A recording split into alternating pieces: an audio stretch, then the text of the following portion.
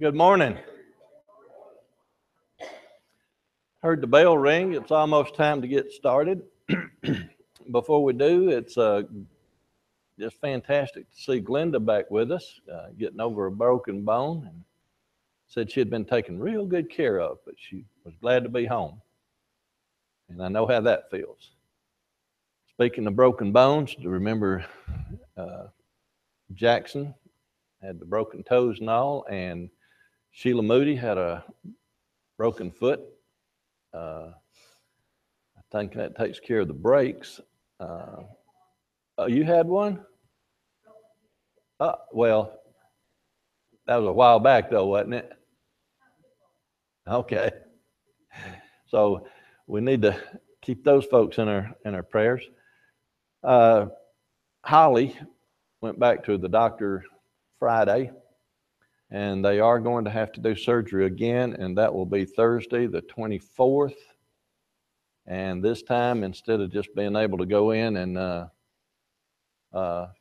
with the small cuts and all, they're going to have to open her up. So this is going to be back surgery, and they're looking at a 4 to 6 month recovery on this one. So, and they're not, and she has to go this Friday for a bone density test. They're not so sure, but what that didn't have something to do with the failure of the first surgery. So they're getting everything lined up and checking her out. So on that, so that family needs our prayers.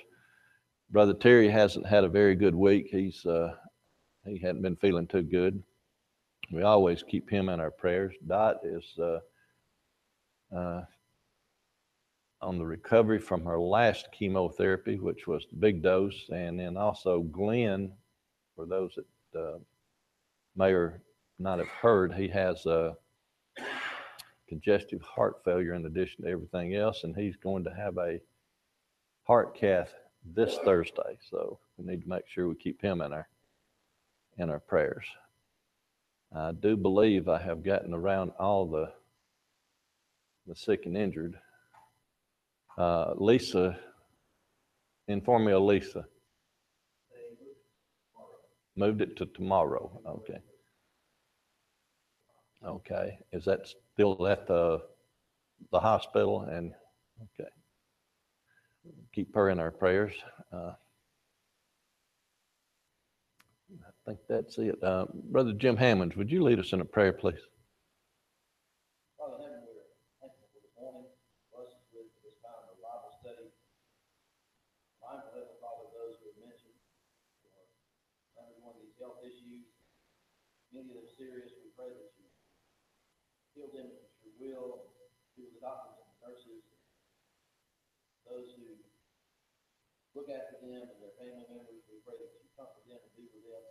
So thankful for your word, for the ability we have to have that word, to study it, to understand it. We pray that you do so today with an open heart. In Jesus' name. I guess I should have mentioned parents of those with kids going back to school, because the first 2 or 3 days of going back to school is kind of high stress in all the families, but pardon? And for the teachers also. Today we're supposed to be talking about the Lord's Supper in Matthew chapter 26, starting with verse 14. But I want to back all the way up to verse 1 and sort of get a run and go at it, because I think that sort of builds and gives us a little background and a better understanding of what's going on.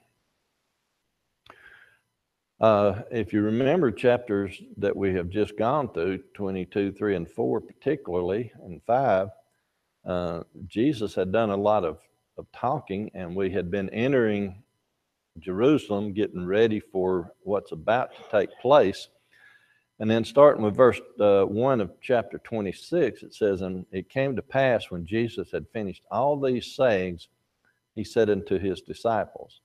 So now that he has been with them these few days as they've entered Jerusalem, and he has gone and I guess chastised the Pharisees and had some discussions along those lines. In chapter 24, now we're getting down to this, where in verse 2 it says, you know that after 2 days is the feast of the Passover. Now, like I said, we've already looked into his last week, and now we're getting down to the last couple of days before he is crucified. And here it says the feast of the Passover. Would somebody look at Luke chapter 22 and verse 1? Because as we get a little bit farther into this, we're going to come up with another phrase, and we need to put things in their proper perspective, I think. Luke chapter 22 and verse 1. Now the feast of the unleavened bread drew nigh, which is for the Passover. All right. Now, can you tell me or explain to me how that well, first off, let's back up, and what is the Passover? And when was the Passover instituted? What's the Passover all about? It was the last plague, and the Passover was where just before they left Egypt, they were instructed that they were to put a lamb up.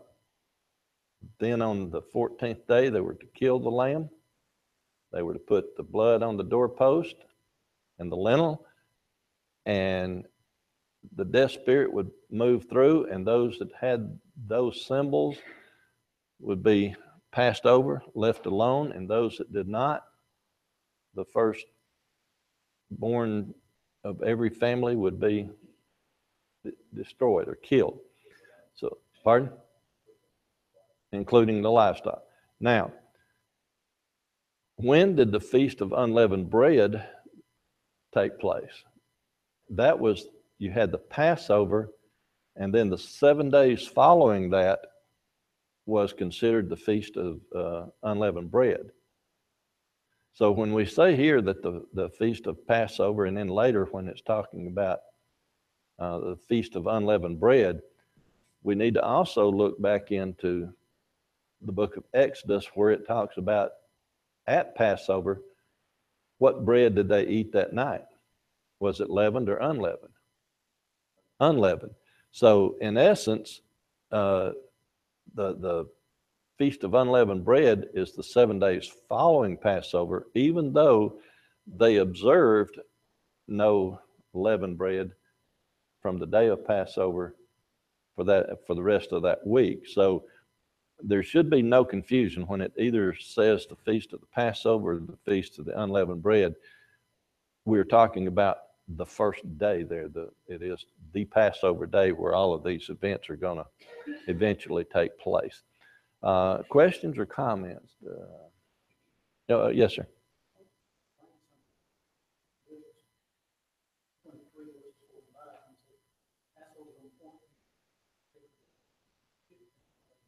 Right. Yes, sir. Absolutely. Goes back to Leviticus that he just mentioned. Okay.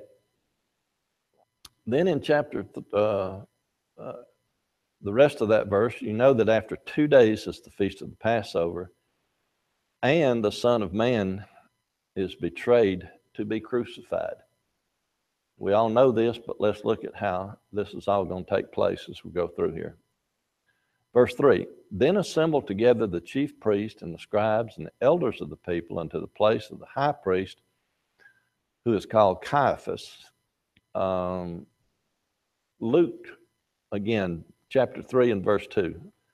Luke 3 and verse 2.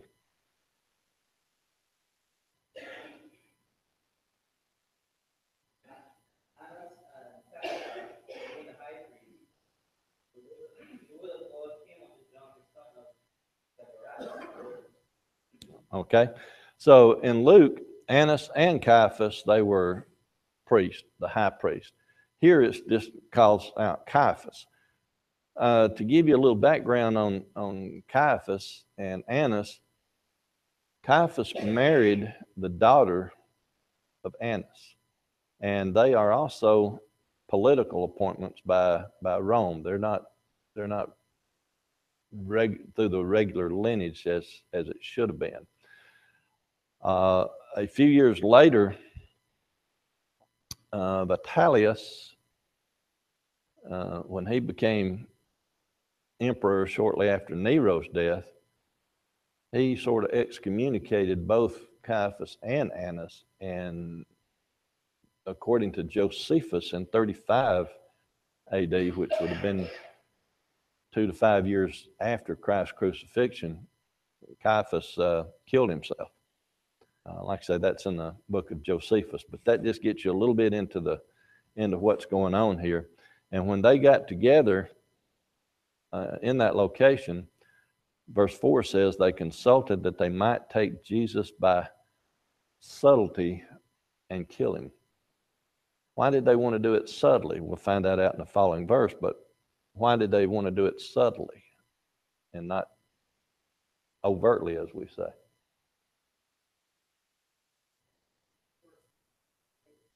All right.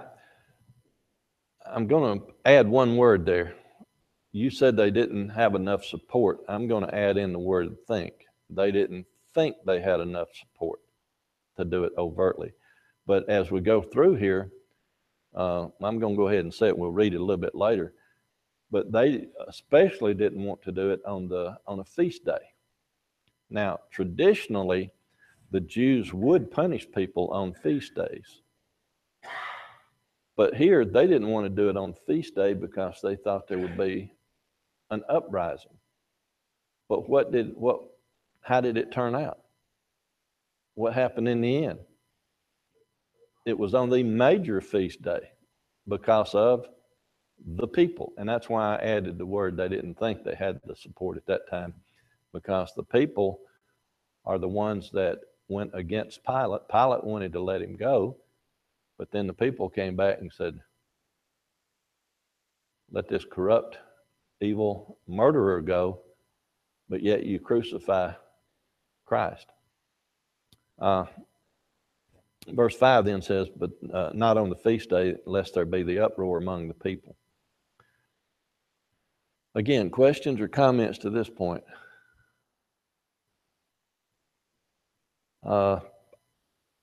Verse 6, now when Jesus was in Bethany in the house of Simon the leper, all right, verse 2 tells us that you know that after 2 days is the feast. Well, now we're here in verse 6. So in the house of Simon the leper, we're at the 2-day mark. Now there are some, and we went through this a few months back, there are a few that when you get over into the book of John, when he's at the house of Mary and Martha, they want this to be the same event. But if you go over there and look, it is 6 days before. So apparently as Jesus was coming into Bethlehem, getting ready for that last week, he stopped at Mary and Martha's, and you know the story there, that she put expensive oil on his feet out of an alabaster box and was derided, but then Jesus told him to leave her alone. And now this appears to be a completely separate event because we're in 2 different houses. We're 4 days apart. We're now with an unnamed woman versus the story in John. So it says here that there came unto him a woman having an alabaster box of very precious ointment and poured it on his head as he sat at meat. In the story in John, it was on his feet. Now this is on his head. And then when we get to verse 8, it says, but when his disciples saw it, they had indignation, saying.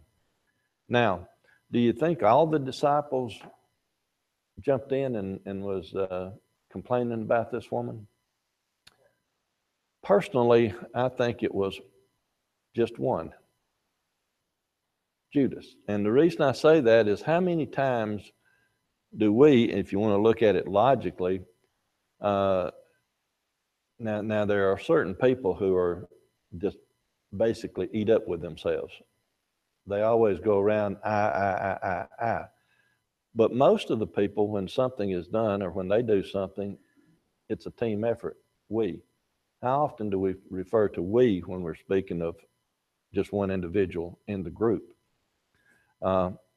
So and again, if you look at the character of Judas, over in 1 John, we're told, 1 John chapter 12, we're told that he was the keeper of the money bag, and that he wasn't a good fellow to start with. So here, it is probably just the one person, one of his disciples, that saw it and had indignation and saying, to what purpose is this waste?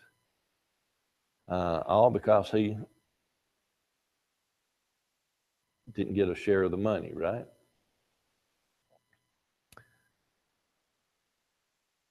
And verse 9 says, for the ointment might have been sold for much and given to the poor. Now, if this is Judas and he is saying this, would Judas have taken them, sold it, and distributed to the poor? Huh? Himself, it would have gone into his own pocket, right? So all of this is just fabrication there. And then when Jesus understood it, he said unto him, why trouble ye the woman? For she hath wrought a good work upon me. So Jesus is trying to put him in his place. Then in verse 11, he says, for ye have the poor always with you, but me ye have not always. What has he been trying to do for all these 3.5 years that he has been with his disciples and been teaching them and instructing them? What has he been trying to do to them? What point has he been trying to get them to? That it's a heavenly kingdom and that I'm going to be leaving you. But all this time, they're still thinking material, earthly. So here he's saying, you're not going to always have me with you, but the poor will always be around. Now, verse 12, I find, and 12:13 is, to me, is very interesting also, because he says, for in that she poured this ointment on my body, she did it for my burial. What were ointments and spices normally used for in a burial ritual that way? Okay, embalming, if you go all the way back to Genesis, but if they didn't embalm, at least the spices and all were used as preservatives. They were to, as Brother Terry said, they was to keep down the aroma, shall we say, but it was to preserve. And then he goes on and says, verily I say unto you, wheresoever this gospel shall be preached to the whole world, there shall also this, that this woman hath done, be told for a memorial of her. Now, the way I look at that verse is the same way that he said that she is preparing my body for burial, preservation, preserving, by him putting her name out there to be told for a memorial to her, is doing what with her? It is preserving her good name. Why do we normally put a memorial up to people? To tell of the good things they did, right? They're important. Here he is saying that she was important. She did this for a good reason. And it's to be known throughout. Isn't it amazing that we're still talking about her doing this 2,000 years later? That's a pretty good memorial, isn't it? Questions or comments through the first 13 verses? In one of the previous chapters, we did in 24, 25, when Jesus said to those, the ones who didn't do anything for him, that he never knew them. I think it's the same sense, same idea where you knew Mary, you know, Mm-hmm. did something good, but the people who did bad never knew them. He never knew the bad, he knew the good, and here he doesn't even find it necessary to tell us the name of the person. It's just that a person did good. And you're talking about Mary in the other version, and 6 days before. Yes, sir. Absolutely. Brother Clint.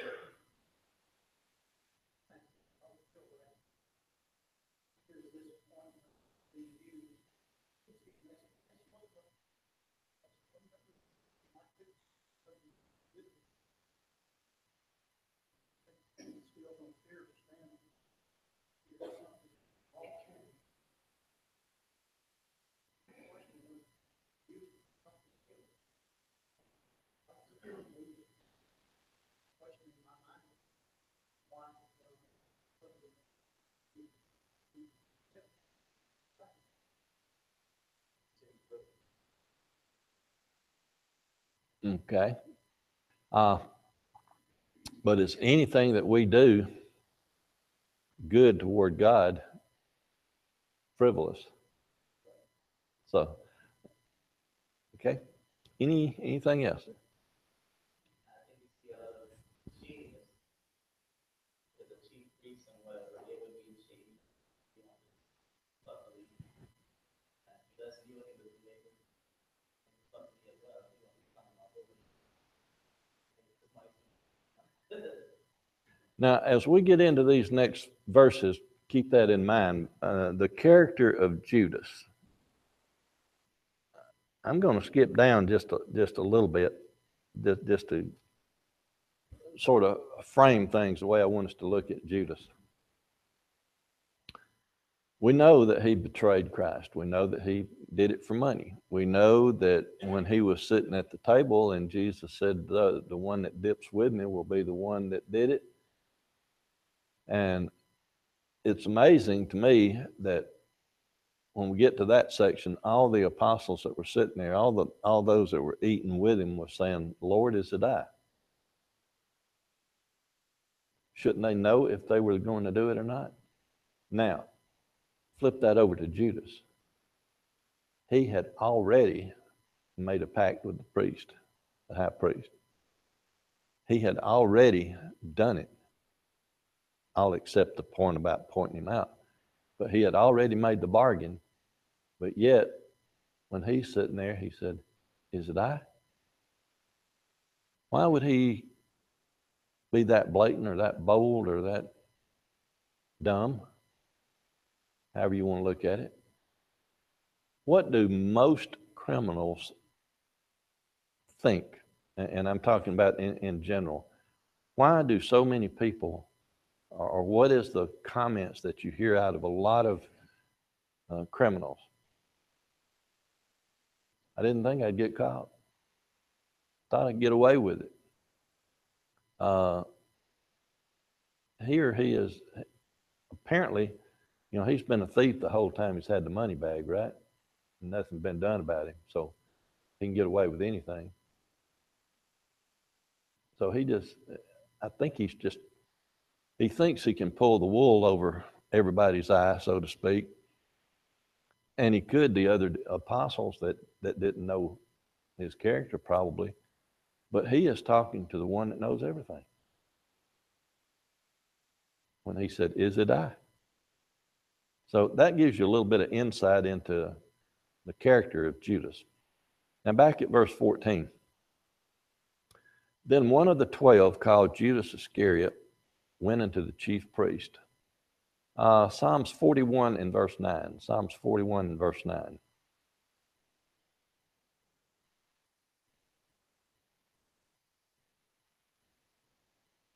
Yes, my own close friend and whom I trusted, made of my bread, is lifted up the hill.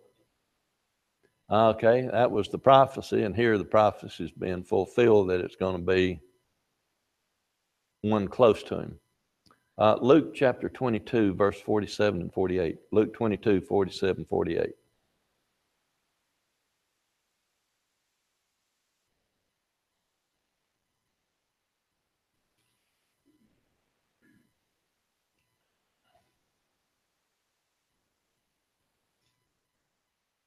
while he yet spake, behold, a multitude that was called Judas, one of the 12, went before them, and stood near unto Jesus, kissing.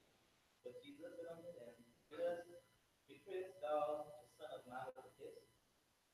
Okay, so that just wraps it all together. There was the prophecy that it was going to be a close friend.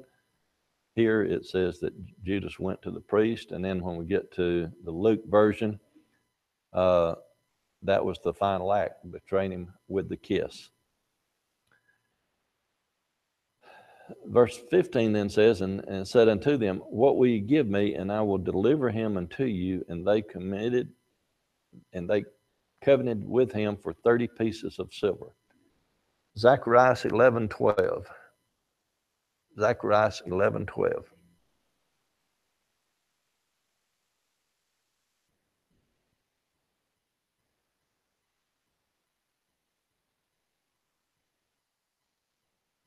I said unto them, you think good, give me my price.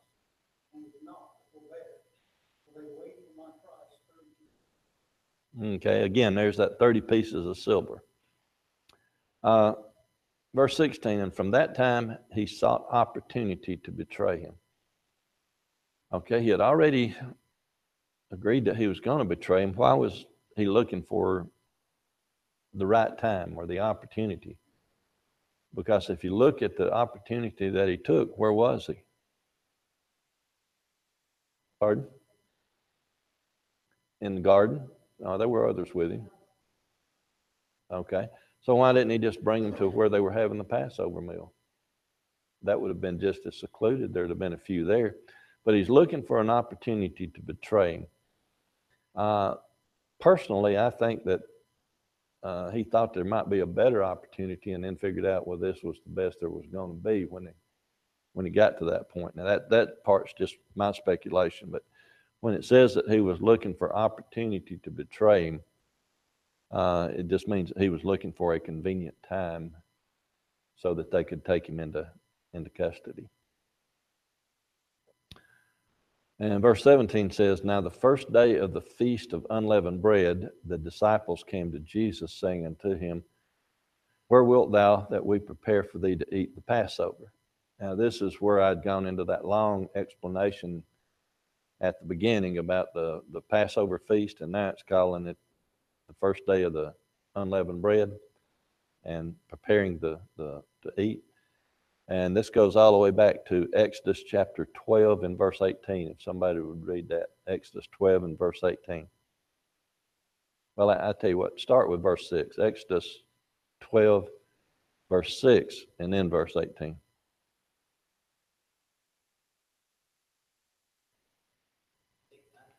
Yeah, 6 and then 18. Yes, sir.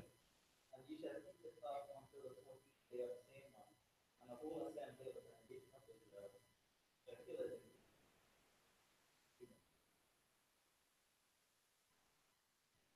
The first one, on 14th day of the month at even, shall eat unleavened bread until the 21st day of the month at even. Okay, so that tells you when things started, that they were going to do with the unleavened bread, and the 14th day was the day of Passover, and that's the day they were going to kill and eat, and then they had to follow all the way through with the unleavened bread.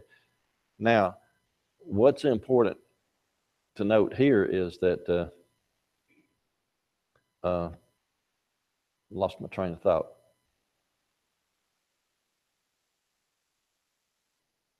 Oh, well, I might get back to it in a minute. But when they went to prepare the meal for him, I know what it was. Remember that the day for them started when? At sunset, at evening, not like we do today at midnight, or most of us think about tomorrow as starting at sunup, but to them, the day started at the evening and not at the midnight or morning. Yes, Brother Clutch.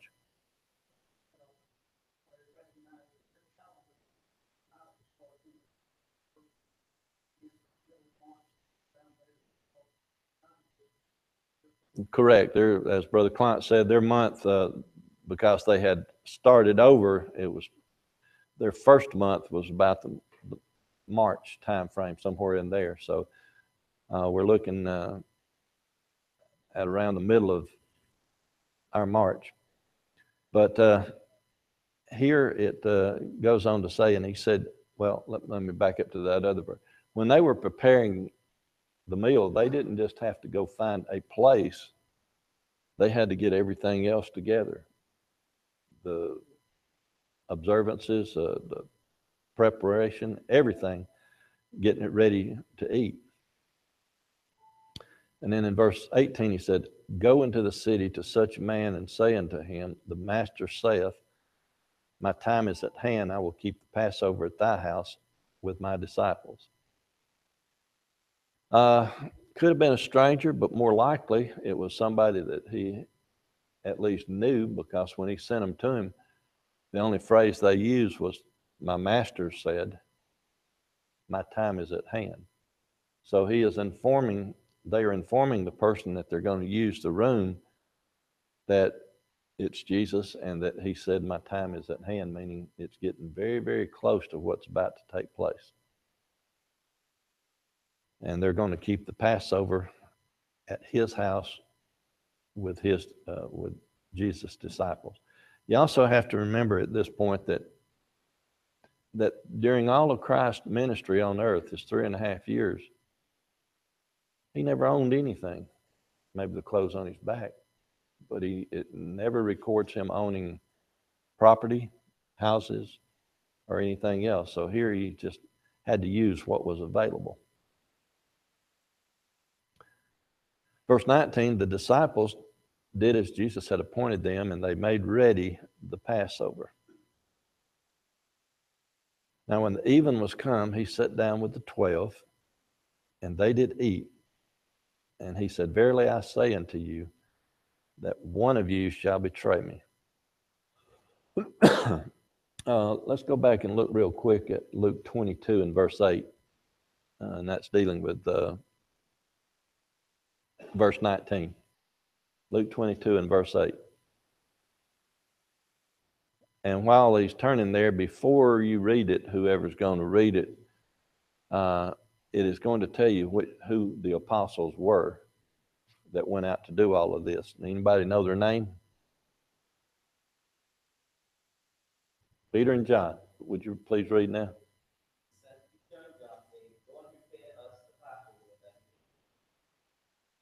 So it looks like Peter and John was called on quite a bit by the Lord to do his bidding. But here they go down and they get everything ready.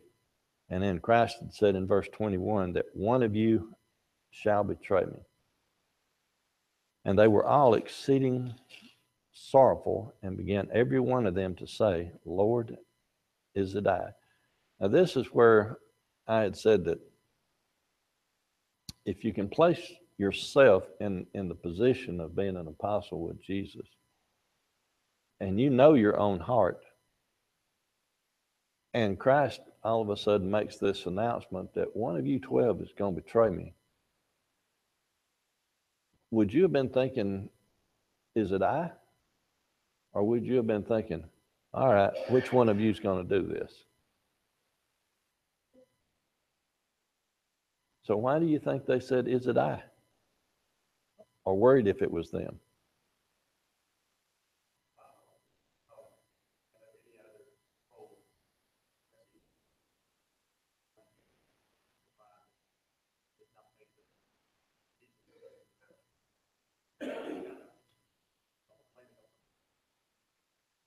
Okay, so it's more or less like if something happens, you don't say, I didn't do it. You say, did I do that? Okay, good idea, good point.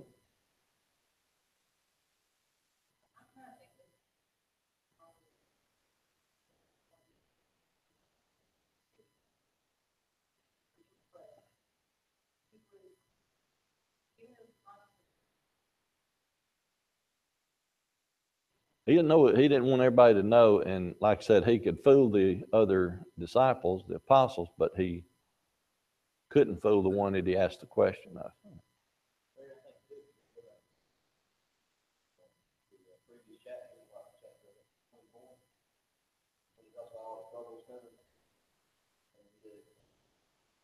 They will hand you over to be persecuted, you will be hated by all nations. My name says, and many will fall away, betray one another, and hate one another. It's sort of set up what was coming.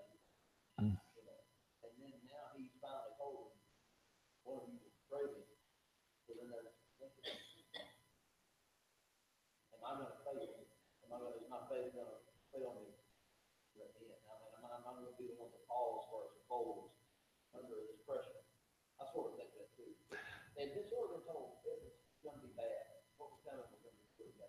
They could have had that on their mind, absolutely, but in reality, when you get back to chapter 24, what he's talking about is a few decades later, because when does the really heavy persecution start on the church? When do the people start waxing cold? I think it's verse 14 that says, or turning away.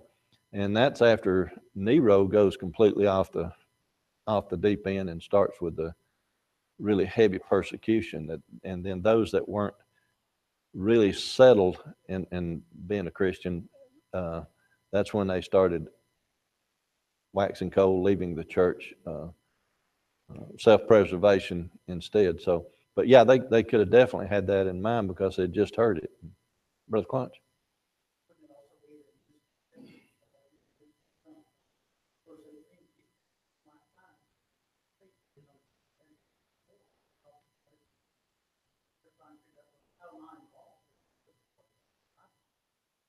Yes, sir. If you didn't hear Brother Clunch, he said it was still probably their confusion because they didn't understand. If you remember back, I think it's verse 2 or 3 in chapter 24, when they question him, what's going to be the signs? When's it going to be the end? And Jesus is talking about something totally different. He's talking about the destruction of Jerusalem. And then he is talking about the end of the world, him coming back when we get over to verse 36, talking about nobody knows the time and all.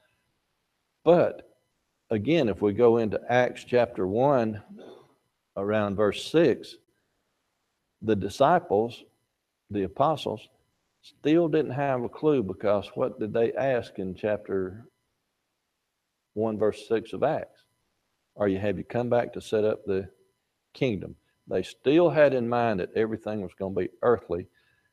It wasn't until the day of Pentecost that they come to realize what was taking place.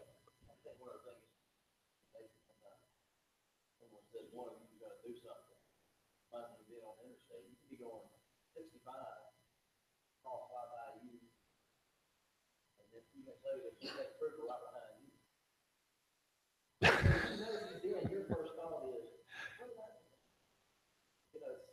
is he after me? Yeah. You have to think, I haven't done anything. You can't be after me. But we just have that thing with that authority. And here Jesus is their authority. Correct. He said, one of you will do that. They're thinking, Yeah. That does happen sometimes now. It absolutely does. Then in verse 23, Jesus responds to him and says, "He that dippeth his hand with me in the dish, the same shall betray me." Now, just a little background on this. The way they ate meals back in those days was that they would have it. How many of you go to Mexican restaurants? You don't have to hold up your hand, because I guess everybody does. But if there's more than two people there, if there's 6, 8, 10, what do they normally do? They set a little bowl of sauce here, a little bowl of sauce there, a little bowl of sauce here.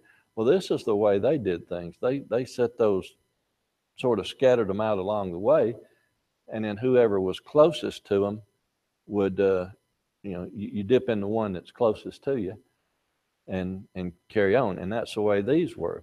So,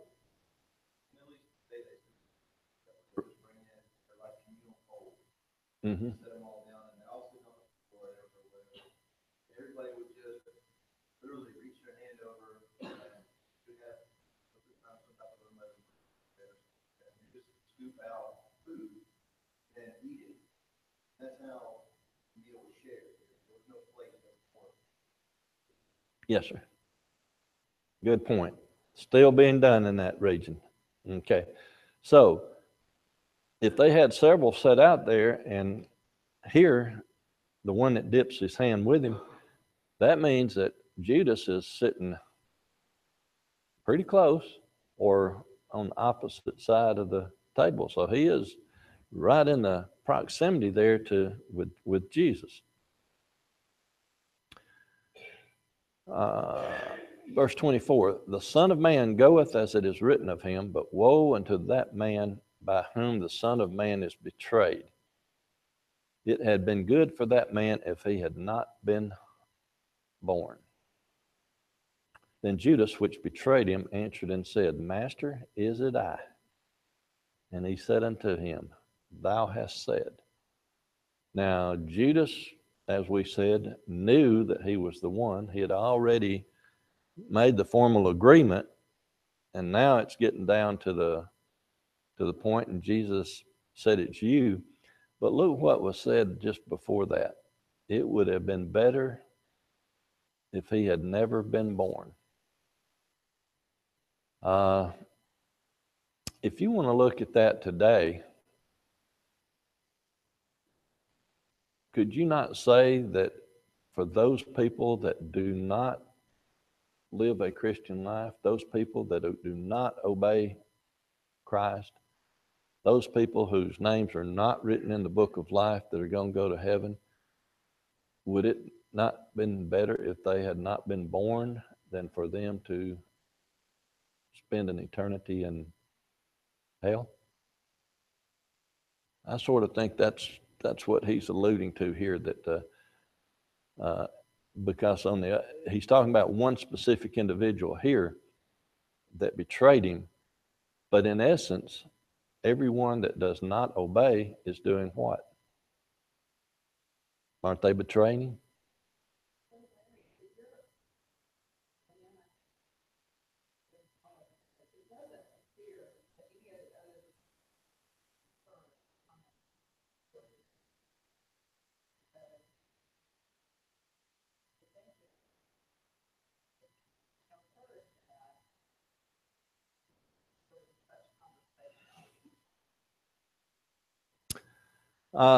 That is an excellent question.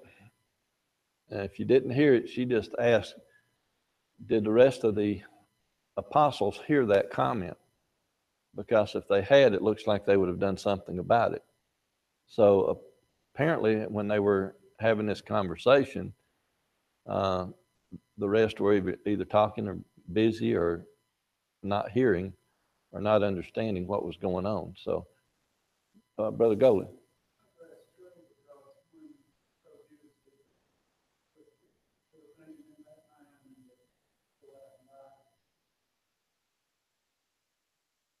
Right.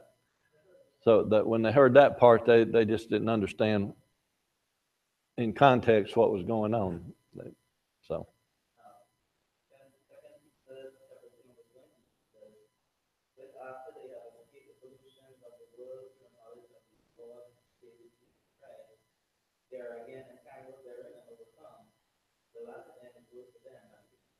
Mm-hmm.